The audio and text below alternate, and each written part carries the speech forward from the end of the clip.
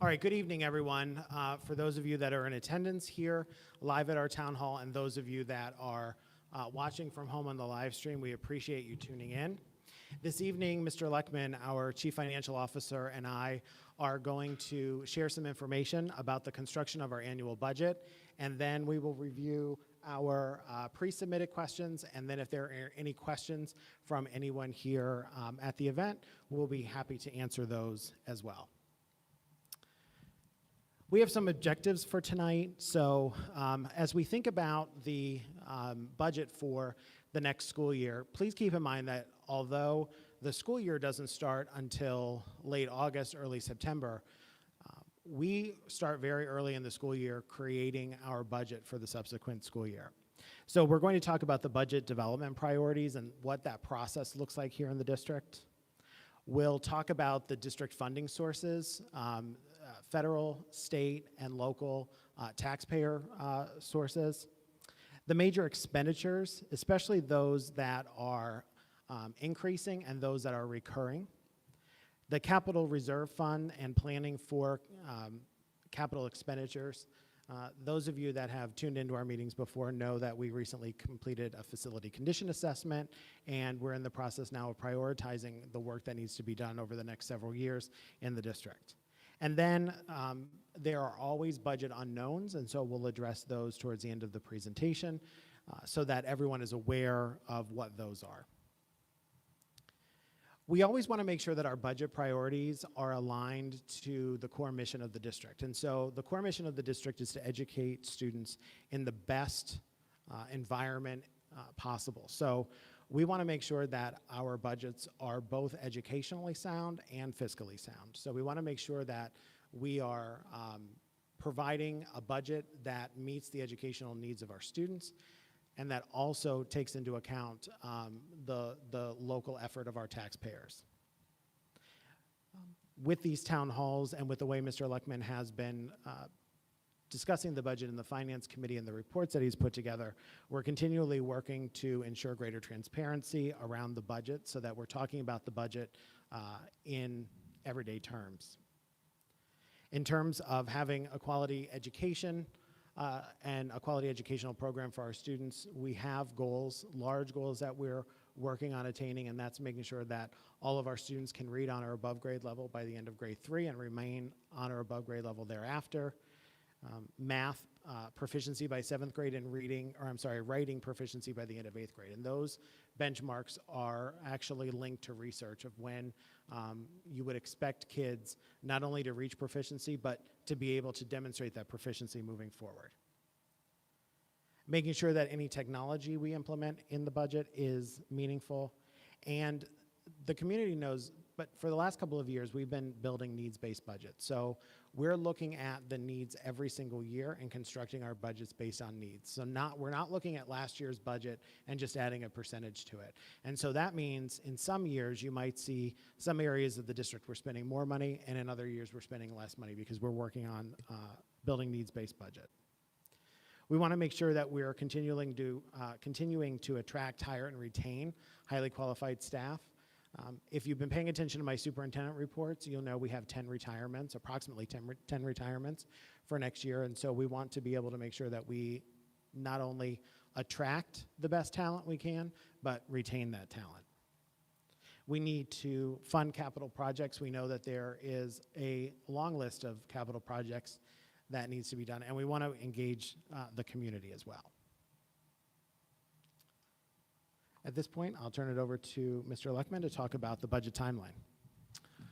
Certainly. Thank you, Dr. Yanni. So when we start the budget process at the beginning of the year, one of the things that we do is put together a comprehensive timeline that we want to achieve as we work through the process. And as Dr. Yanni mentioned, we start very early in the year. So in September, we actually start discussions with our Finance Committee meeting about our proposed budget timeline, and then we work through the process here.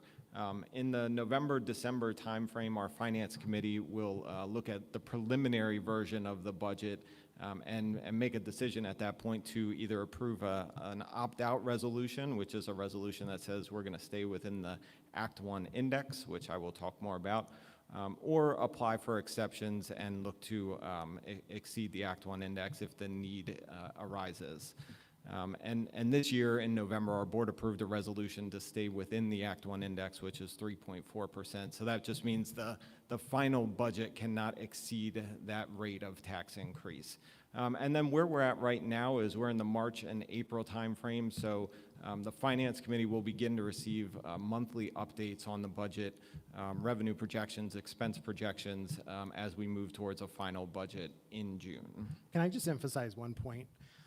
For the folks that might be listening from home that might not know how our budget works. So as Mr. Leckman said, we are committed to keeping our budget within the confines of the Act 1 index, which is 3.4%. That does not mean that the tax rate or that the tax increase will be 3.4%. As we go through the presentation tonight, we will share with you where we're sort of projecting where we think we'll come out, but I don't want anyone at home listening thinking that the tax increase will be 3.4%. So tonight, this review at the town hall tonight is about the preliminary budget. So we're still doing, we have a lot of work left to do on the budget through the end of the year. So what you're going to see tonight is what the board approved essentially back in November, and we'll talk about how we're going to get to a final budget. And I'll start with the largest two numbers here. You can see on the top about $111 million and on the bottom $110 million. And what that represents is $111 million is the projected cost to operate the district in the 22-23 school year, projected at this point, and $110 million is the revenue that the district has available at this point in the process. And then the difference between those two numbers is a little over $1 million is what we've called the structural deficit at this point in the process. And the structural deficit is essentially the difference between revenues and expenses. So we are projecting that expenses are going to be higher than revenues by about $1 million. And again, while it may seem like a large amount, that's actually less than 1% of our overall budget. So we feel like at the preliminary point in the process, we're at a very good point compared to prior years where that number was around $3 million to start with. And I just want to point out that our budget process is iterative, so we're constantly reviewing budgets that are developed by our district office administrators, by our building principals. So we're constantly working on the budget throughout the year, and at the same time watching enrollment, because kindergarten enrollment is always the wild card, but we did a demographic study last year which has given us good data, pretty accurate data about where we think our enrollment is going to be, so we're also watching kindergarten as well. So school districts are required to pass a balanced budget. So I said we're not balanced at this point because expenses exceed revenues. And we have a couple, as a district, we have a couple ways we can achieve that. We can use fund balance, which is essentially the district's savings account. And we can achieve a structurally balanced budget where revenues equal expenses by either increasing revenues or decreasing expenses. And it seems relatively simple, but we will use some combination of all three of those in order to achieve a balanced budget this year. So a couple highlights here. The next question we have to answer is, do we have enough fund balance in order to pass a balanced budget? And we do. So you can see that our fund balance, or the savings account, is approximately $9.5 million. So the answer is yes, we can achieve a balanced budget. But we have to be careful because fund balance is something that we need to carefully manage as a district. And the board actually does have a board policy around fund balance and how fund balance is managed. So it's very careful. We have to be careful that it's unsustainable to pay large recurring expenditures over time with our savings account, just as similar as if personally you were paying your mortgage with your savings account, eventually you would get to a point where you would run out of money. So ideally we want to be using our savings account or fund balance for one-time expenditures and plan to use for certain types of expenditures. And we must continue to manage that growing gap between revenues and expenses. So this chart provides a a clear picture of basically, we often get asked, well, why does the district need to increase taxes over time? So what this chart attempts to show you here, the orange line are revenues and the blue lines are expenses. And if we had a tax increase of 0% and expenditures continued to trend out as they are currently in our long-range forecast, we would go from a $3 million deficit in 22-23 to almost a $15 million deficit or gap between revenues and expenses out 5 years from now. So this is why it's very important for us to look at revenues and expense trends, but we also are very mindful that we don't close that gap just by increasing taxes or looking for ways to increase revenue. We're also doing a significant amount of work on the expense side of the budget as well, and we've done that since Dr. Yanni and I have been here with the district. And so you probably heard us talking about right-sizing the district. That means making sure that our staffing levels meet the needs of our students. And that's not just our teachers, that's our support staff and our administrative staff as well. And so over the last couple of years, we've gone through an administrative reorganization to make sure that we're as efficient as possible there. And again, I mentioned kindergarten enrollment. We will start talking about staffing, or we have been talking about staffing, and those conversations will continue, but really until enrollment is at a place that we feel is what we think it's going to be based upon the speed of enrollment. The work around staffing doesn't really end until then. So jumping into expenses here, district expenses are increasing at a rate of about 2.8% per year, and those increases are being driven by two main areas. So personnel costs of the district are about 76% of our total budget. Education is a personnel-driven industry. So with personnel costs come recurring and increasing expenses related to collective bargaining agreements with escalating salary costs, medical benefits, PSERS, which is the state pension system. So that makes up 76% of our total budget. Debt service makes up 13% of our expenses and is increasing by $2 million in the next year's budget and then flattens out. I'll cover that in more detail.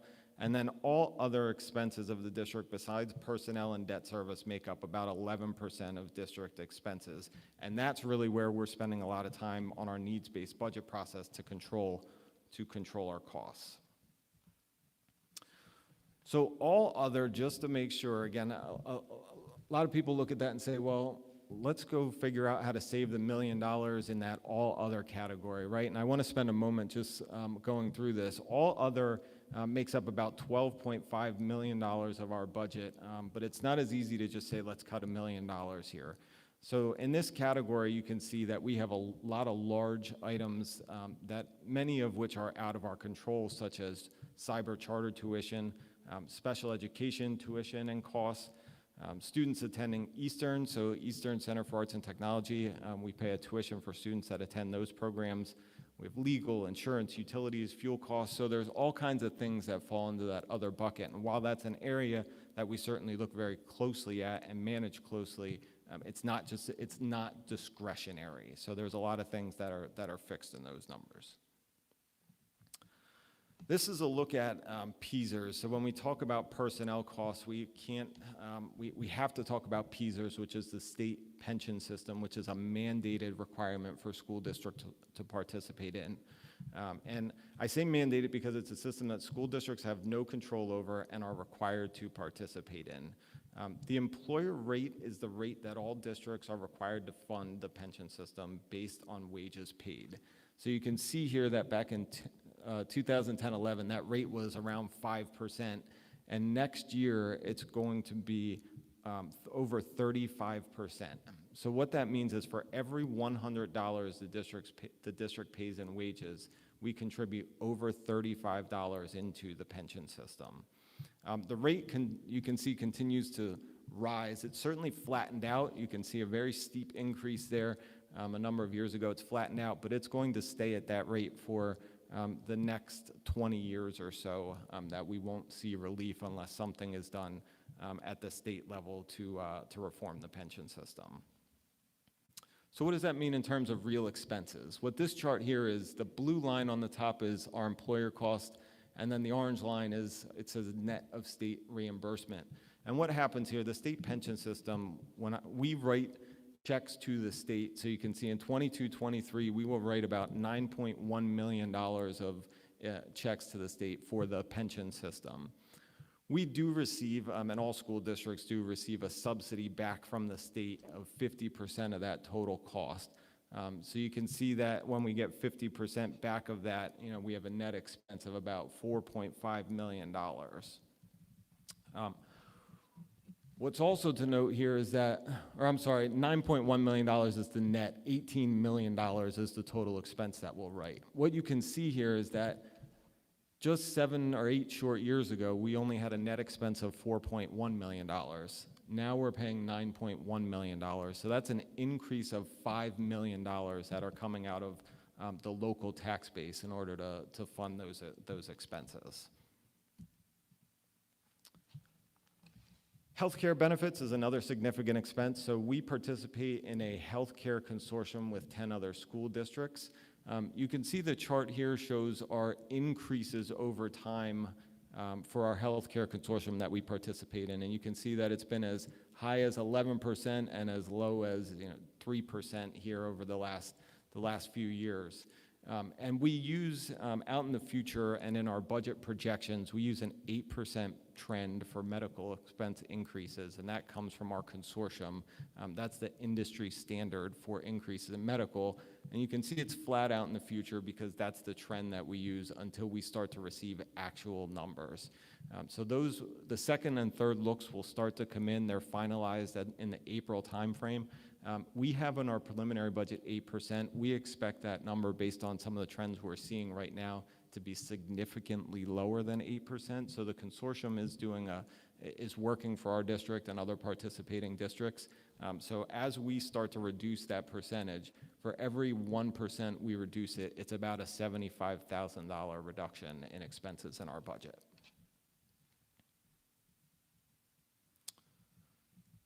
The other large area of expense that we've seen a significant increase here is charter school tuition costs. And I want to reiterate, because I've heard it a couple times on this, that something I said last year as well, that I believe there's often a misunderstanding that school districts are opposed to charter schools.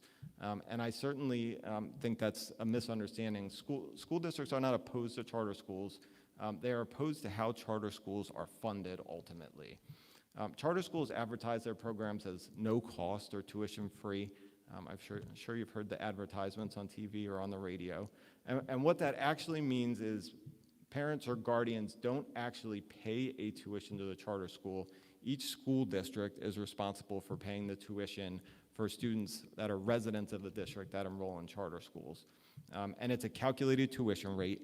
Upper Dublin's tuition rate for students in regular education is $17,500 and $39,000 for students enrolled that receive special education services. And those tuition rates do not matter whether it's a brick and mortar school or a cyber charter school. They are a standard rate that exists right now for both. And you can see that last year, in 1920, we had about 13 students enrolled.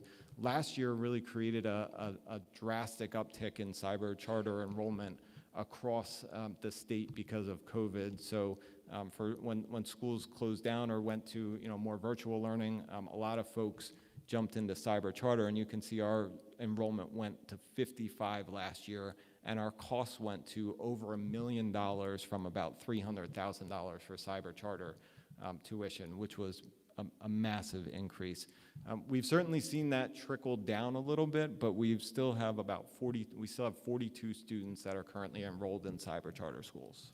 And I'll point out, so the students that live in the district but go to cyber school, some of them have never been educated in our district.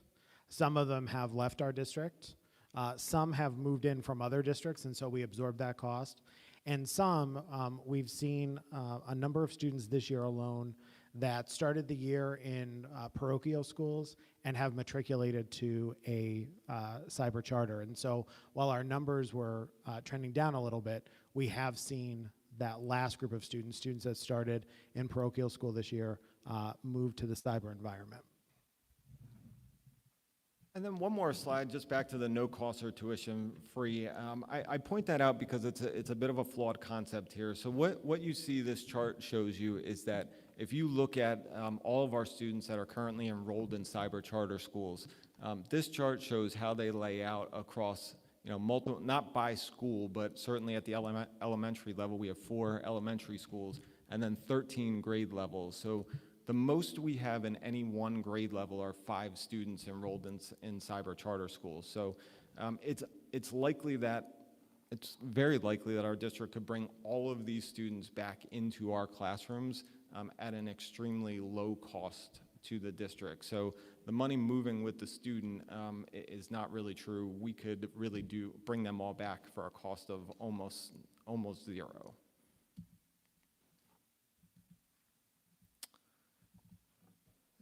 Debt service. So debt service is, as I mentioned, a pretty significant portion of our budget. And debt service is simply the annual payments that we are required to pay to service our debt. And this includes both the principal and interest payments, very similar to a personal mortgage that you would have.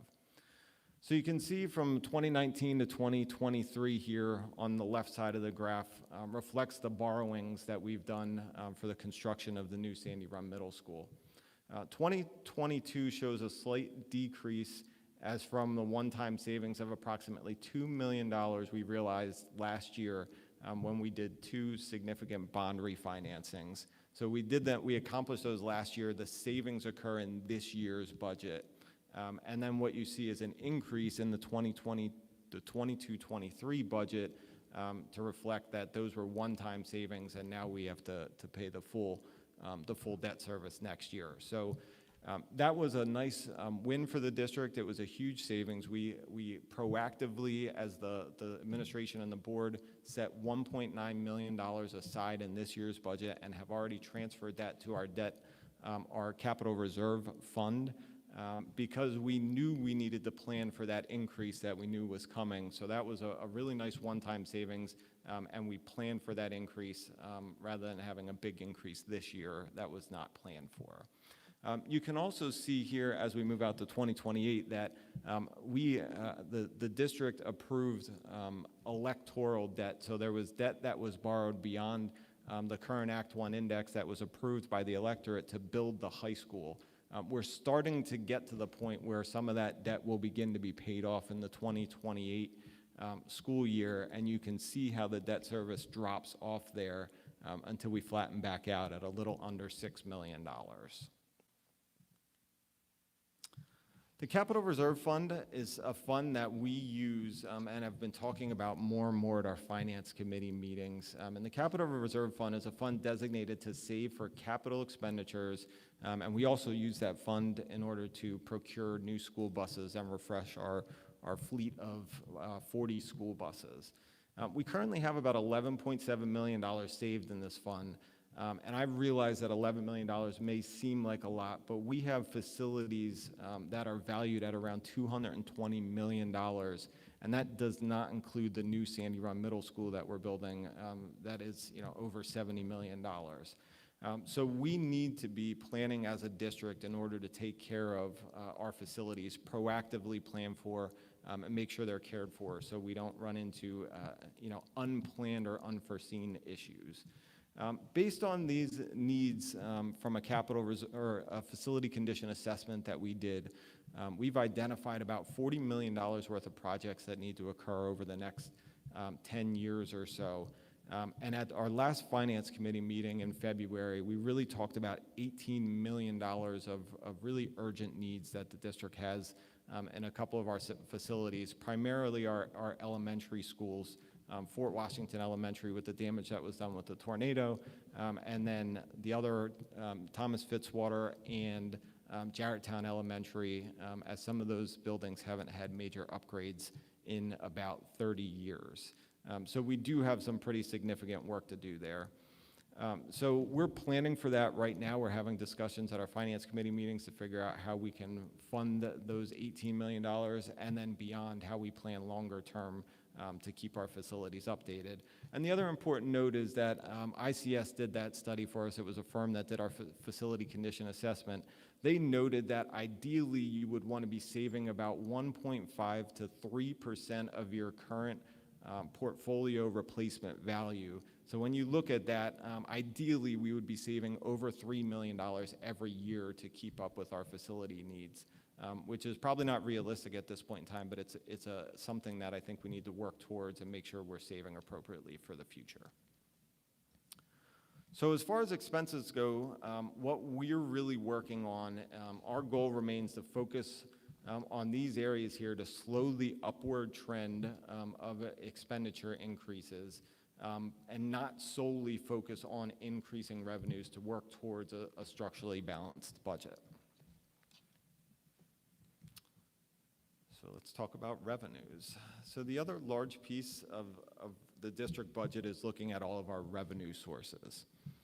And this chart gives you a kind of a nice feel for all of our revenue sources that come into the district. We receive local revenues, state revenues, and federal revenues, as most districts do.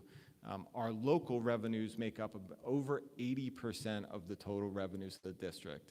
The state sources are about 18%, and federal sources are really less than 1% of district resources. And you can see real estate taxes are really the main source of income, really the only source of income that the district has direct control over. So this gives you a sense of trends here. You can see that most of the trends are increasing over time, so that's what we want to see, revenues increasing as expenses are increasing. And what you can see is in 22-23, local revenues will generate about $90 million of the $110 million budget. State revenues are around $20 million, and then you barely even see federal and other because they're so small, they barely register on this chart when compared to our local and state revenues. And then this is a little more detail about our local revenue sources. So you can see that within the local revenue sources, property tax revenues account for about $80 million of the total $110 million revenue budget. And the current version, as Dr. Yanni mentioned, the current version of our budget includes a property tax increase of 2% as a placeholder only. And we've described that 2% is the assumption that we use in our long-range forecast. Not as an assumption of what the tax increase will be, but as a placeholder for if it was around 2%, what would long-term revenues compared to expenditures look like?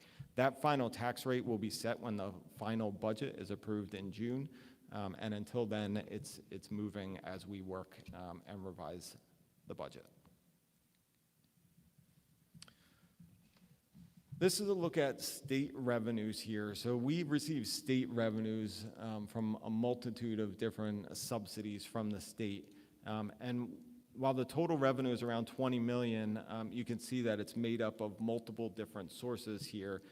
And I think it's important to notice that almost all of these state revenues, if you look at these trends over years, so those different color bars are by source and then by year, almost all of them are flat. Some decreasing, except for if you look at the largest item over there, that's the subsidy we receive from the state pension system from the state for our contributions. So that is the one line item that the state has increased their funding to school districts, but almost all of that and then some is going just to offset the expenditure increases of the state pension system. And the other thing I'll mention is each of these items has their own unique complicated formula that calculates the revenue that we receive from the state. And I mention that just to show you, and it's interesting because at the last Finance Committee meeting, or if it was the legislative meeting, the basic education funding formula came up. And what's on the chart here, I'm certainly not going to walk through this calculation, but this is basic education funding formula. The subsidy that we receive from the state is based off of this calculation. And basically what happens is 6 years ago, the state changed the funding formula for basic education funding. And the way it changed was they introduced this formula and said, any new money from this point moving forward, so any additional state funds that are go into basic education funding will run through this formula. The baseline of basic education funding before this formula will remain the same, and every school district will be, they call it hold harmless, so they can't receive any less than what they received the year before. So it is true that we can't receive less or more than the hold harmless portion, but now there's been all this new money that's been added in over the last 6 years that run through this formula, and the district can see increases and decreases depending on how our factors in this formula change compared to all the other 500 plus school districts in the state. So extremely complicated, but yes, it is possible that we could receive less money from the state.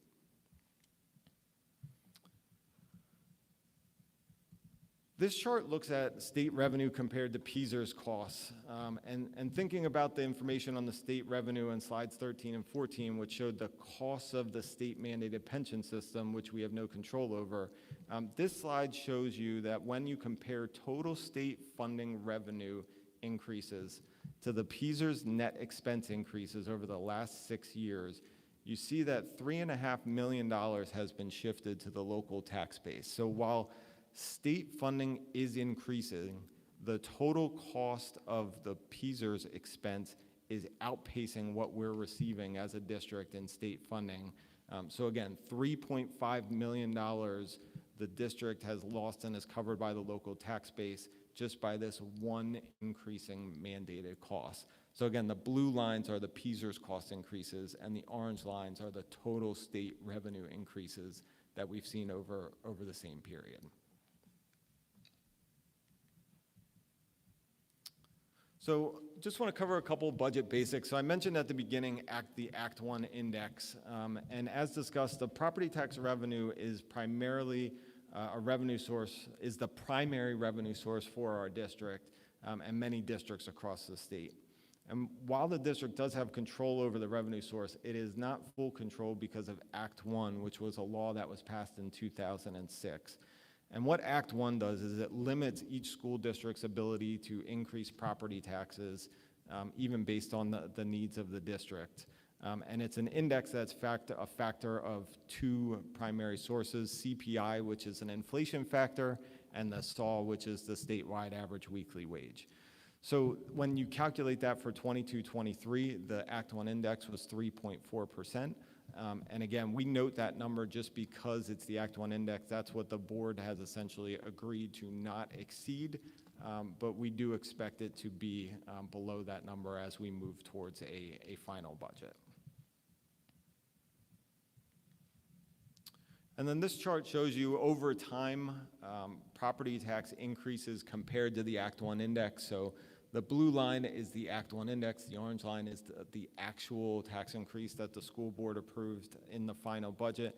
And you can see that over the last 5 years, the district has held tax increases to under the Act 1 index cap, and the 22-23 budget cannot exceed. So we will be either at or below that number when a final budget is approved this year for the 22-23 school year.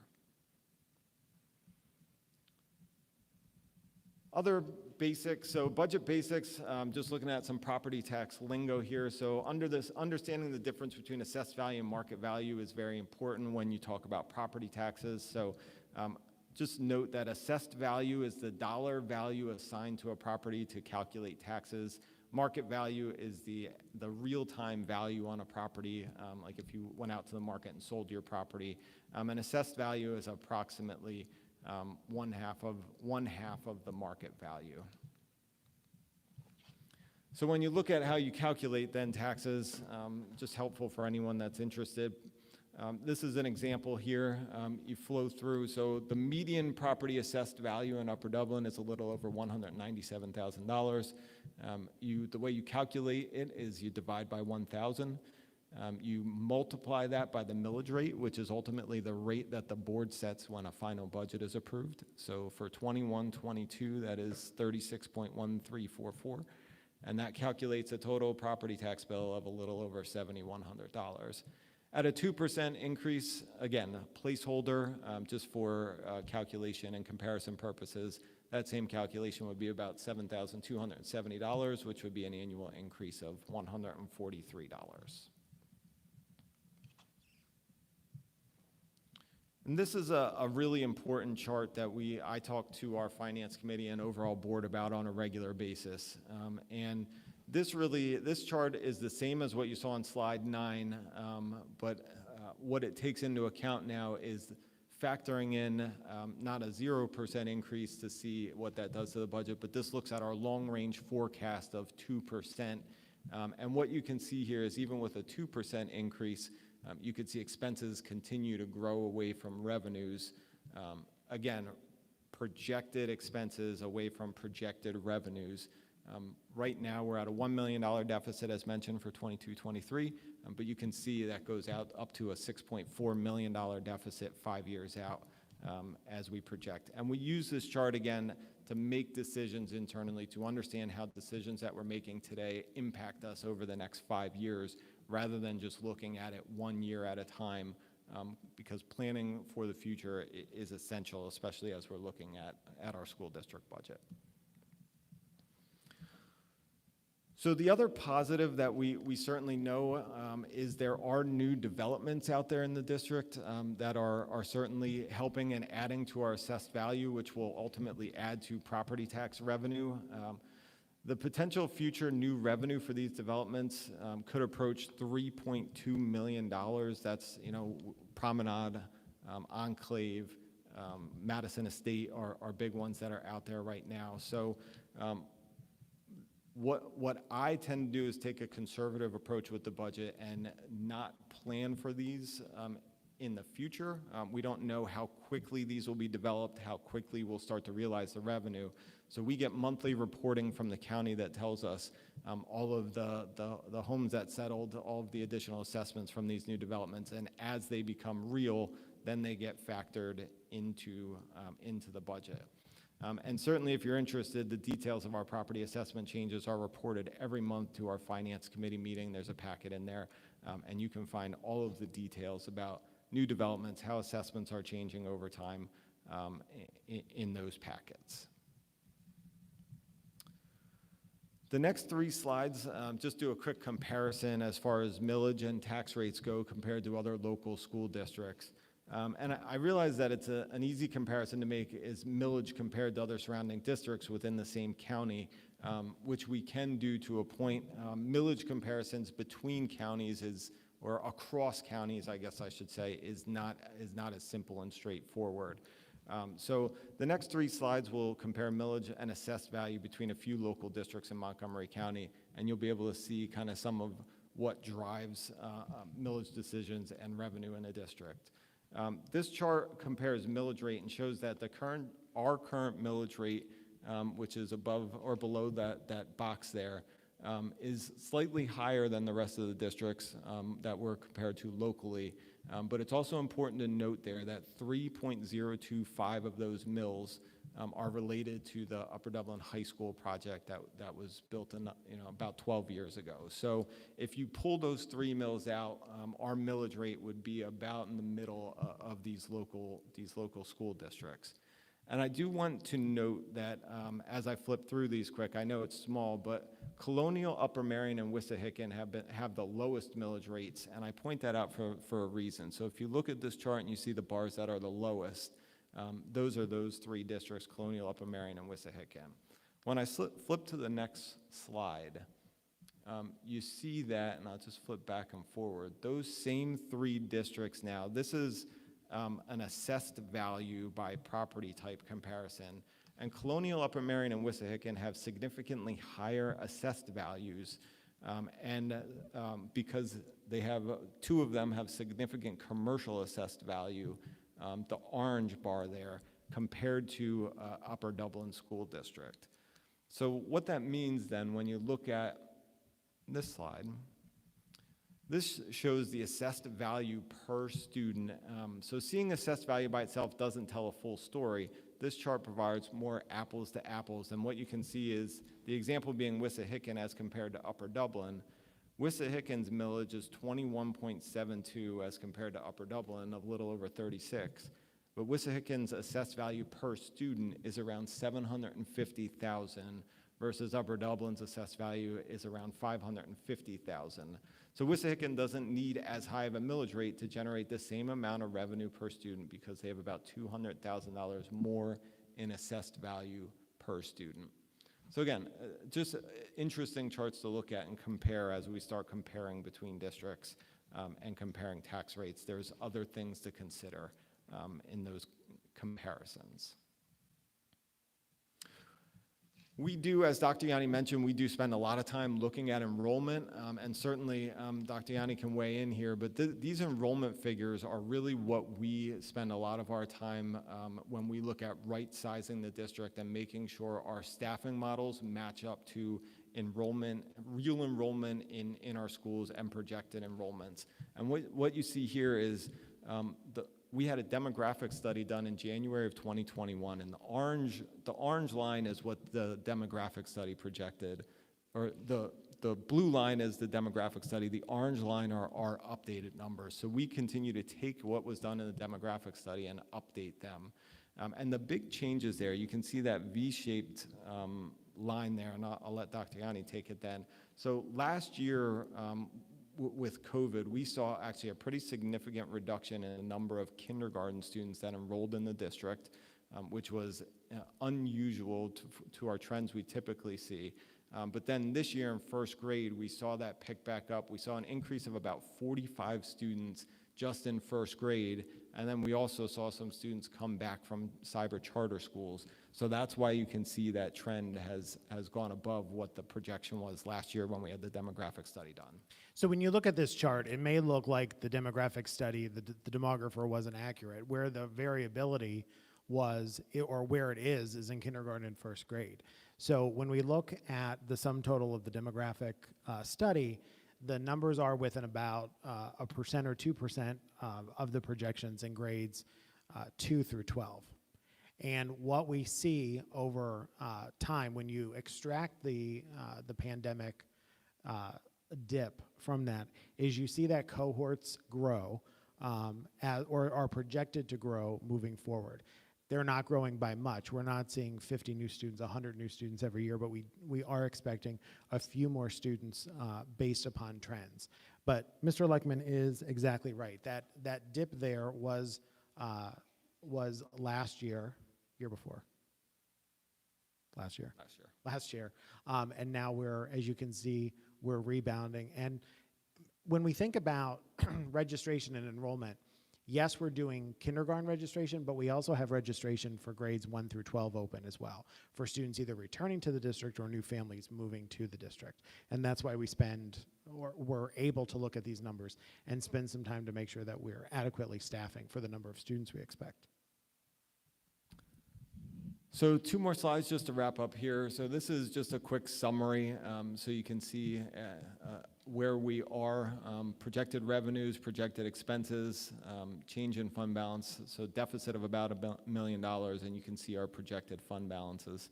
And again, I note the fund balances are, as of the budget, they don't include projections for the current year, the 21-22 year-end projections.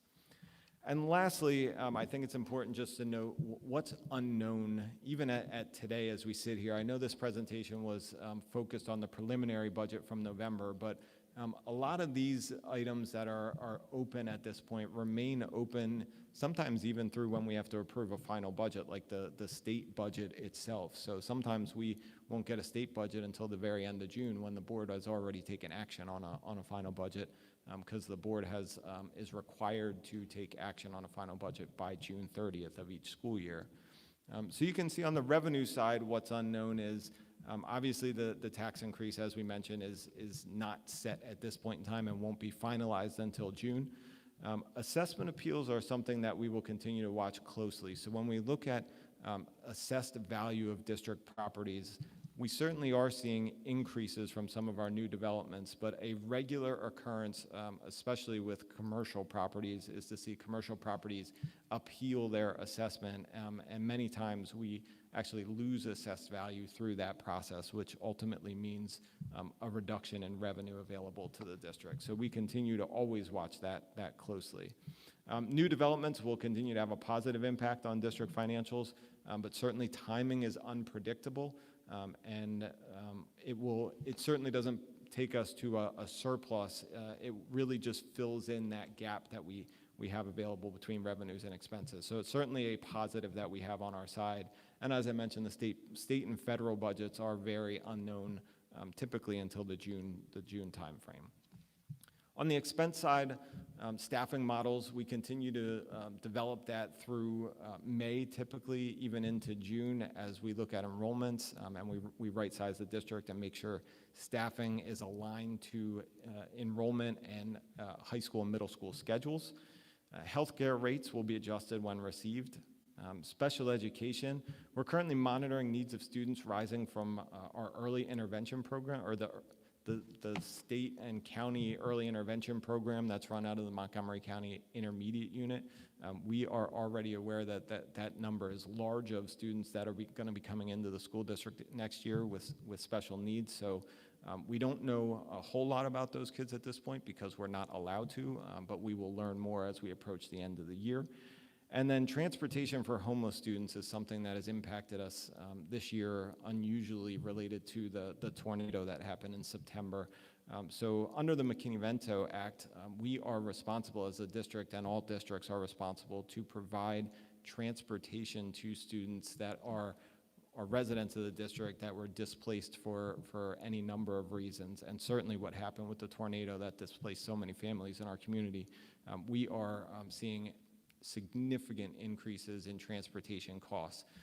The way we're approaching that for the budget next year is we're assuming we will continue to transport them into next year, and then as they have their homes restored and they move back into the district, as that actually happens, then we will start to reduce those costs from our projections.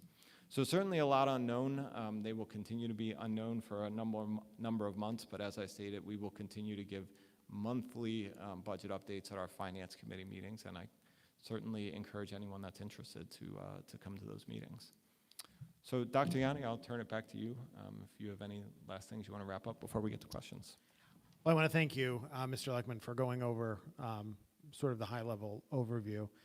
As we open it up to questions, there were a few questions submitted around masking, and did the district receive any funding or extra funds to keep kids masked? And there was no payment to the school district for having a mask mandate.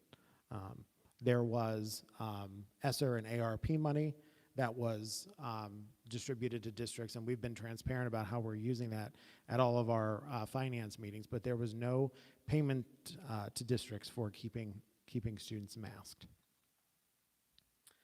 And I think with that, we can open it up to questions that might be from the attendees this evening.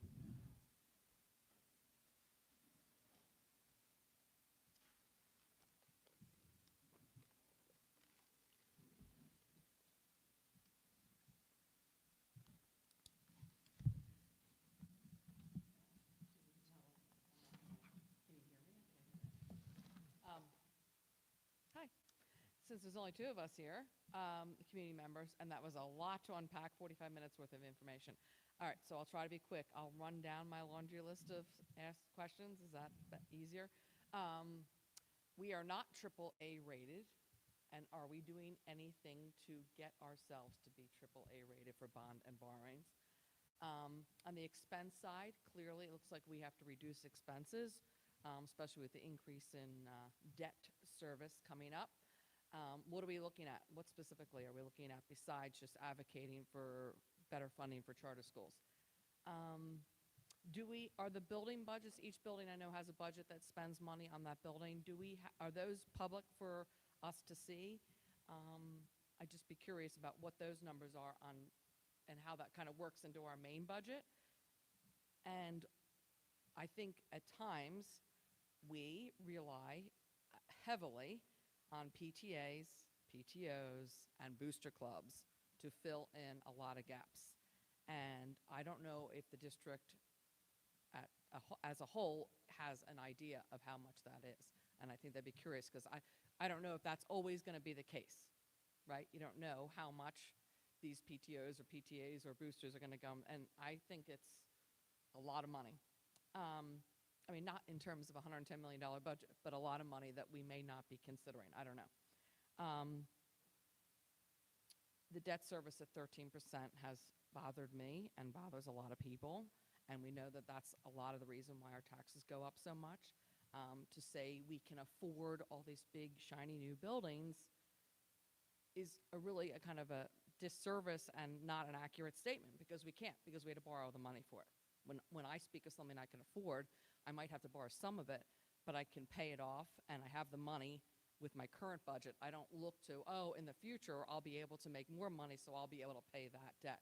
So I think sometimes our mentality has to change how we look at things. The PSERS, I know you spoke about that increasing, but that really is, my understanding is that's directly related to our teacher salaries. So if we have higher teacher salaries or more teachers, that number is higher for Upper Dublin than, let's say, another district. So we do have some control over that. I'm not a happy one that people want to talk about, but it is, I believe, true. The Cyrus School, I just did a quick math at 17,542 kids, that's $735,000. I mean, out of a $110 million budget, the reason these kids left, that number jumped, is because we closed our schools. And advocating for all we want for better funding, at 9 students, that's okay. But I think maybe some of these kids went to these schools and the parents realized, wow, this is a great education. And to them, it's free. We're all paying for it, just like we pay for our public schools. When we do all these brand new buildings, are we anticipating the increase in maintenance costs and upkeep? Because you get a bigger building, a bigger house, your costs to maintain that house go up. And I know the high school, which is only 12 years old, that cost us $120 million plus all the interest that we're still paying for, and that needs about $10 million worth of work. So that's because maybe we're not upkeeping it. I don't know what's happening. And obviously the thing we're still not discussing is the bus depot situation, which we are not. That would be $7 to $8 million more $1 million, and I know we put it on the back burner, but it's still out there. I think that it seems that we need to coordinate with our township better, because I think there is an idea that if we increase our housing and more people, we get more money. But I think businesses tend not to come here. We compare to Wissahickon or wherever else that might have a bigger business spaces, but why aren't businesses coming here? Maybe because the taxes are too high. So it's kind of a vicious circle. And like you mentioned, we increase our assessments for this new housing, but we decrease assessments because people are fighting their assessments, right? So it ends up being a wash. So I wonder, at the end of the day, like we look at St. Mary's, one that's close to my heart, looking at $2 million, but is that the end income at the end of it? And I would argue that it's not going to be. And I think that really the township says, oh, we're going to build this and build this, and that's going to end soon, even though I think that back in the olden days, probably 25 years ago, they said, there's no more place to develop in Upper Dublin. How wrong they were. And I was just curious, you mentioned that there's an increased number of students with special education. Did something happen with how the MCIU is working that we're getting this influx? I'm just curious why that happened to be. Okay, that's enough. I apologize for the delay.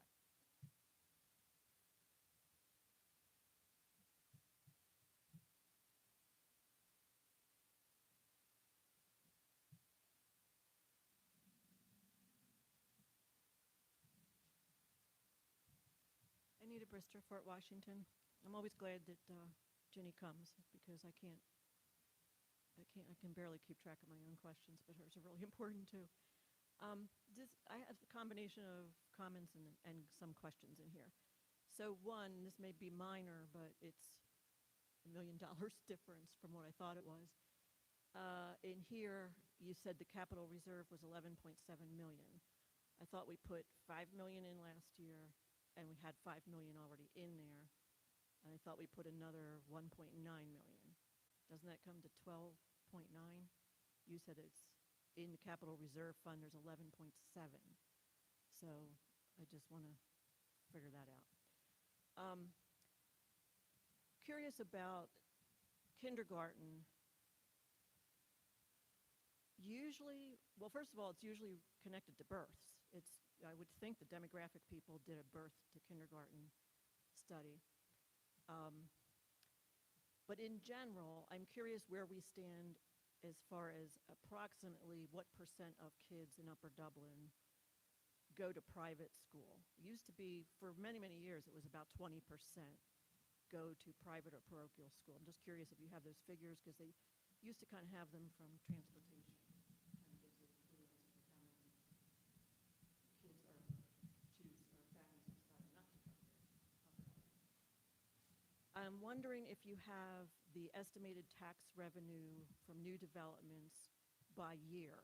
I know in here you're talking about, I think what you're talking about in here is a potentially 3.2 million once most of these developments are online. I'm curious, for example, what could we expect in additional revenue this year from those new developments? A big place in a school district budget where you usually, or often I should say, can save money is retirements. I'm sure you guys know that, because basically, and I'm not saying I want great teachers who've been here 35 years to retire. Sometimes those are the very ones you wish would stay. But if somebody's been here 30 years, you're going to hire somebody who's coming in lower on the salary scale.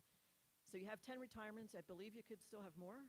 I think teachers have till, I don't know, do they have till May or something? And anyway, so you have at least 10, we'll say.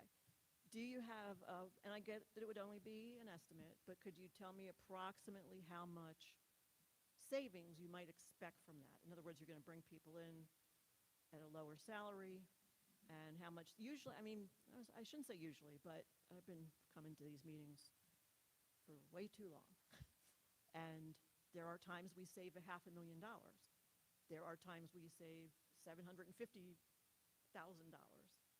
So I know there's big savings. That's why some years you do a retirement plan to try to encourage more people to retire. I have a question on the CARES money, the COVID money.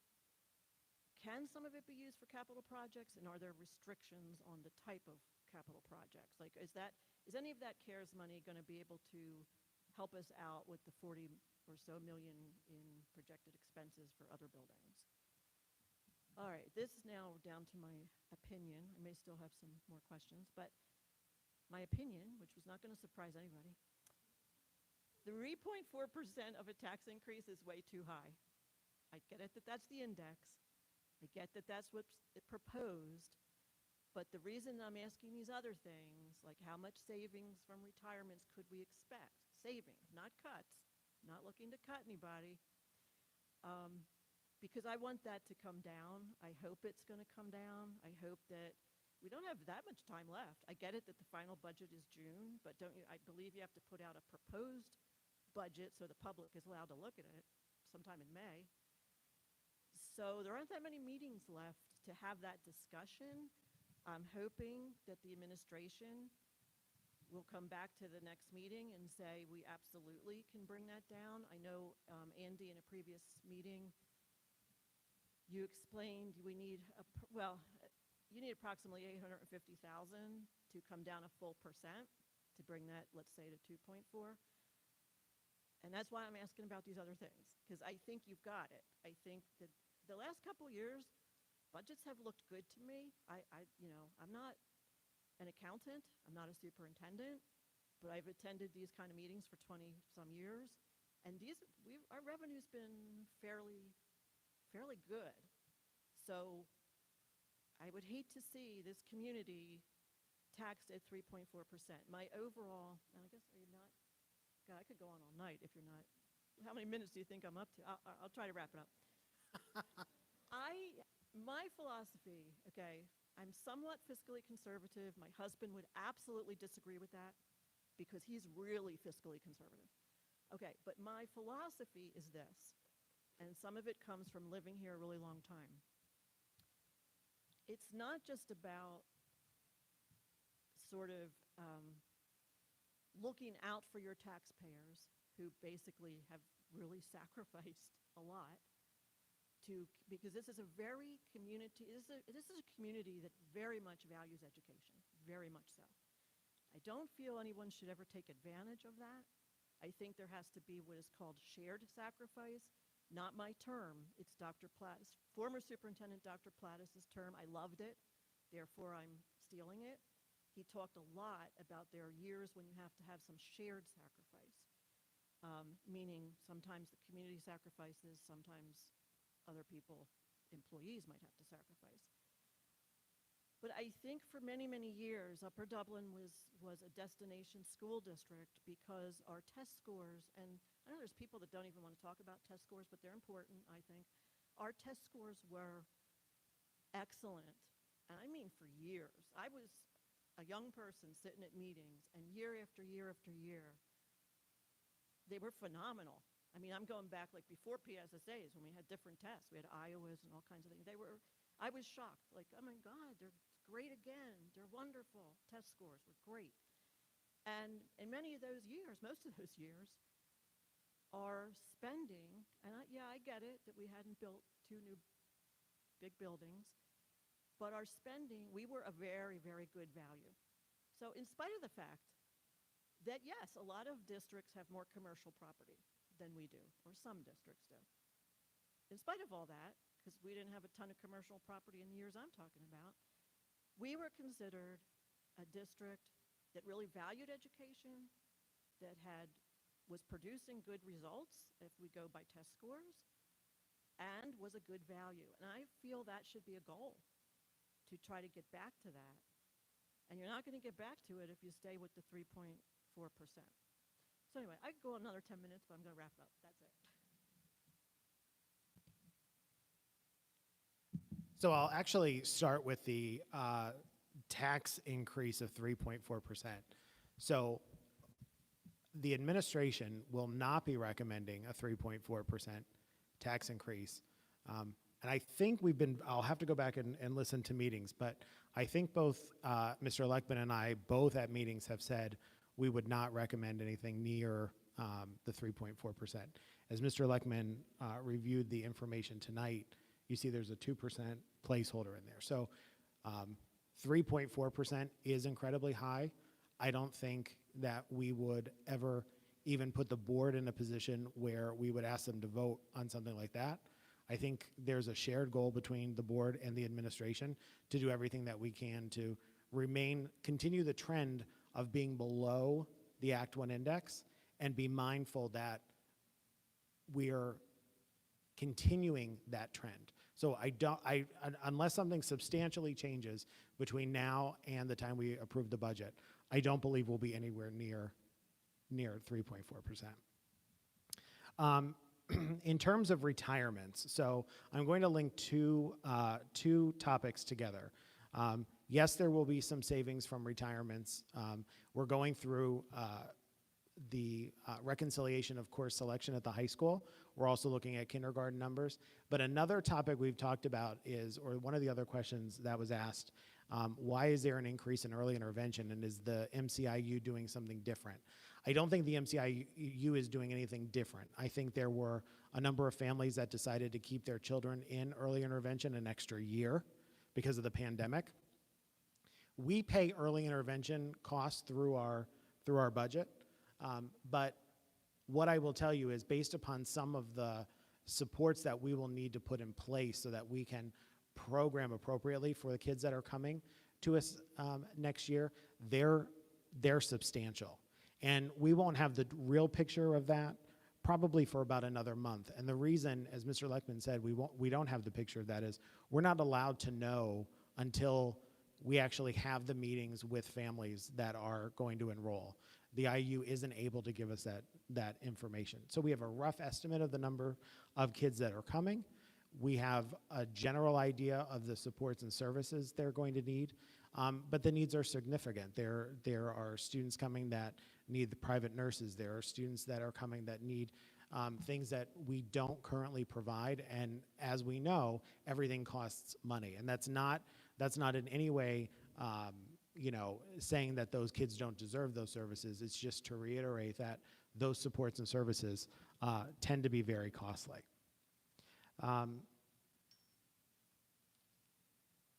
Thinking about businesses and businesses not coming to Upper Dublin, I'm going to say something, and if I'm incorrect, I'm sure someone will correct me. My understanding since I've been here is that there isn't an inclination or there isn't a desire for more business in the township. I'm looking out in the audience if I could get some head nods one way or the other.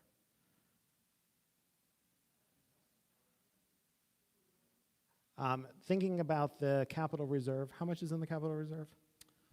So the capital reserve, and I think the numbers I wrote down for the question were 5, 5, and 1 point. So there was 5, we added 1.9, so that's 11.9. So that's roughly what it is. I mean, there's certain, we did have like we replaced 5 buses. We have a paving project this year at the elementary schools that we took care of. We had a heater replacement at the pool, so certainly there's been expenses that have come out of that. So, it nets out to roughly 11.7 million. So I think capital reserve is right on. You want me to cover some of the other questions? Sure, yeah. Yeah, so AAA rated, certainly we're not AAA rated. I mean, that is the top of the top, right? I mean, we are AA1, which is a very respectable rating. It's on the high, AA2, thank you, which is a very respectable rating. I think we'll go through the rating process again with our final borrowing. We've certainly have increased our cash reserves, so I think that's part of the benefits of increasing cash reserves and setting money aside in a capital reserve. Rating agencies look favorable upon that, so I'll be very interested to see when we go through this ratings process if we have an opportunity for an upgrade, but I feel like we're in a very strong position where we're at right now for interest rates through the borrowing process. Building budgets will certainly, as upcoming presentations, we will talk about how building budgets compare from year to year. Certainly, this year we do see a bit of an uptick in early looks at that. Last year was COVID. We had some lower expenses. Some buildings had leftover supplies and things from years before, so we do see a bit of an uptick. We're making sure buildings have what they need to provide services in their building and meet the needs of kids and staff in the building. So we will provide comparisons from prior year to this year for building-related budgets. Debt service, the only thing I'll mention, I understand the concern about the debt service being 13%, and certainly I'm looking out a little bit, but I just did a quick calculation. Once the high school debt service rolls off, we'll be around 5% of our budget with our debt service when we're a little under $6 million. So I certainly understand the question, and I'm forecasting out a little bit, but that was electoral debt that was voted on, and that will roll off in the next 7 years or so. PSERS is certainly a calculation of salary, so certainly that's a fair statement in that our PSERS costs are directly related to salaries. As salaries go up, PSERS costs go up. The PSERS employer rate also goes up significantly, and we have zero control over that employer rate. So that's what I was referring to there. Can I just, so just so that everyone is clear, it's not just the teacher's retirement, it's all public school employees. So I think sometimes, PSERS is referred to as teacher retirement, and, it's all salaries in the district. And the other thing that I will mention, the board and the administration, we're doing a staffing analysis, and part of that staffing analysis looks at class sizes. I'm looking, I see Dan shaking his head, Dr. Ortiz shaking his head. We enjoy some of the lowest class sizes across the county and actually across the 4-county region, and that also comes at a cost, right? So when we have, a class size target in K-1-2 of 22 students, and we try our best to keep it around 20. So yes, it's teacher salary, but we also enjoy some things that our community demands, and we happen to think that those things are also good as well. So it's, yes, it's teacher salary, but it's also the number of people. I do want to mention that we have right-sized positions over the year. There are fewer positions at all levels, including the administrative level, the professional staff level, and the support staff level. So when we talk about, looking at expenditures, the biggest expenditure reductions come from personnel. This year, we're not recommending the elimination of any programs. So while there might be some savings from retirement, and while there might be some fluctuation in staff, it's not going to be that significant if we're going to hold on to everything that our community values and speaks about at meetings. Maintenance on new buildings is certainly something that we factor in, right? So once Sandy Run Middle School is built, we'll have to start building that into our long-range plan. I don't think the high school has been mismanaged or not maintained. The high school is 12 years old now. So, as it starts to get to that 20-year mark, like Maple Glen Elementary, it's new, but it's about 20 years old. We have maintenance that needs to happen. Systems in the buildings reach end of life. So we will plan for that as part of our long-term plan. But also with new buildings, it is incredibly costly to maintain and to clean and prepare old buildings year after year. So yes, while there's a cost associated with having new buildings, some of the maintenance cost is not as costly when you break it down as it is with older buildings. Good point. But the bus depot is certainly a discussion that is not lost, and I think at the last Finance Committee meeting, we certainly talked about that as the tornado certainly reprioritized what we needed to do in the district. We still do have a transportation facility that is not in great shape, that will need to be addressed, but right now we're really focused on Fort Washington Elementary School and the high school and the athletic facilities as priority one right now. The new developments, certainly we can get some of that information. I will say that is in the monthly report that we give to the board, the other financial reports and the assessed value report. You can see the new developments and the new assessments that have been added this year. The $3.2 million that was referenced in the presentation, that's the additional revenue that if everything is assessed as we expect it to be, that would be the additional revenue that's remaining after all the assessments that we've seen realized to date. And then the last thing I have from my list is the CARES capital project, the CARES funding. And certainly we do have $1.2 million set aside from our CARES funding to do work at our elementary schools. It can be used for COVID-related construction, so think air, HVAC systems, fresh air systems to get air into the building. So we do have older systems in our elementary schools that we are looking to use that funding for. So yes, certainly that will help us. There was a question about what percentage of students attend private or parochial. I don't want to put a percentage out right now. I want to check on that so we can discuss that at an upcoming meeting. We do bus to, I believe, 40 sites, approximately 40 sites. Some sites have multiple kids. Some runs have a singular number of kids. So, but we'll discuss that at probably the next finance meeting so that I don't want to put a number that's not accurate out there. I also want to acknowledge, this is a sincere acknowledgement that we appreciate everything that the PTAs and the PTOs do, and we understand that those organizations do provide a good amount of money across our buildings. So I don't want anyone to think that has been taken for granted, and we realize that is a source of funding for things that might not always be there, right? As the economy changes, as our population changes, as interests change, that might wax and wane a little bit. So we realize that is not a guaranteed thing. And I'll end my comments with this thing, and I want to be, I think Mr. Luckman did a really good job of going over the fact that we are not opposed to charter schools. If parents and families decide they want to send their kids to cyber charter, brick and mortar charter, that is their prerogative. What we are opposed to is the funding law that was written in 1996. And I've explained this before. There are times that a student will leave Upper Dublin, and when the student leaves Upper Dublin, the student is a regular education student. Within 2 weeks of being in the cyber charter school, they are now a special education student, usually speech and language.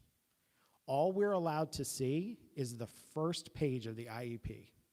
We're not allowed to see what the cyber charter school or the charter school is doing with that student. We then pay the tuition for a special education student. There are also times that a student with significant needs is in a cyber charter, and what we pay or what other districts pay might not cover the cost of all the supports and services for that student. So what we're really looking for is reform both ways, right? So, why are we paying a cyber charter school almost $40,000 when their cost to educate a child is $8,000? And why are we only paying $37,000 if the true cost to educate that child is $75,000? So I think, as we're pushing for reform, we're not pushing for reform just to get more money. But what we are looking to do is to have the legislation changed so it makes more sense, right? And one of the things that we'll be doing, our principals will soon be reaching out to our families. We know there are a few families that have already committed to coming back to us. So at upcoming finance meetings, just as Mr. Lechman said, is we have a clearer picture of how many homeless students we'll be transporting next year. As we have families re-register into the district, we actually reduce that line item in the budget so that we go into the budget approval process with as accurate a budget as possible. So you might see those reductions as soon as the next finance meeting. And if there are those reductions in the budget, we can actually call that out so that everyone knows that they're there. All right, well, I want to thank everyone for coming this evening. We have a number of people watching online. Please feel free to reach out to Mr. Lechman or to me. Our contact information is on the website. The presentation from tonight will be shared in the UD Strong update tomorrow, and it will be posted on the website so that the community has that electronically. And with that, we bid you all a great evening.